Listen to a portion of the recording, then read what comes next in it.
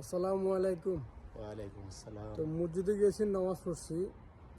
তো এই যে পানি পানি তো সবাই খায়, মানে মসজিদে গেলে সৌদি আরব সবার জন্য পানি উন্মুক্ত, সবাই পান করে।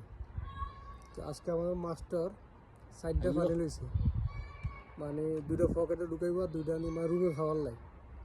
তো মাস্টার সৌদি সৌদি কি বলছিল? দুইটা না, এতনিন এতনিন ময়া আর বাংলা কয়, সমস্যা নেই। দুইটা পানি নেন, চারটা নেন কেন? হ্যাঁ। তো মনের দুঃখ, হাজার হাজার লোক পানি নেয়, 20-30 জন লোকে পানি নিতেছে, সেইটা সব করে না। আলা সই দিয়ে আমারটাই সব করছে। আচ্ছা, ঠিক দুইটা আছে। পানি নিতাম। তো মাস্টার, এটা নিয়ে মনে করো এটা কিন্তু মান সম্মান। হ্যাঁ, প্রেস্টিজ। বাংলাদেশিরা মনে করেন আসে মসজিদেও পানি নিয়ে সব সাইডটা পানি লই যায়। তো এটা চোখ আসলে খারাপও দেওয়া যায়, মানুষ দেওয়া কিন্তু পানি সই কিন্তু- বাত, সই বাত। মানুষ পানি খাওয়ার লাই দিছে কিন্তু সৌদিরা। হ্যাঁ, এখন থেকে এই জন্য নতুন ভাবে নিয়ম করছি, 2টা করে পানি আনবো, আর বেশি আনবো না। হ্যাঁ। কারণ সচেতনতা অনেক দরকার আমাদের জন্য। এটার জন্য কিন্তু এটা কিন্তু প্রেস্টিজের ব্যাপার, বাংলাদেশের মান সম্মানের হ্যাঁ, ব্যাপার। বাংলাদেশের একটা মান সম্মান তাহলে আছে, প্রেস্টিজের এটা নিয়ে ব্যাপার। তোমার কি কোনো শিক্ষা হয়েছে?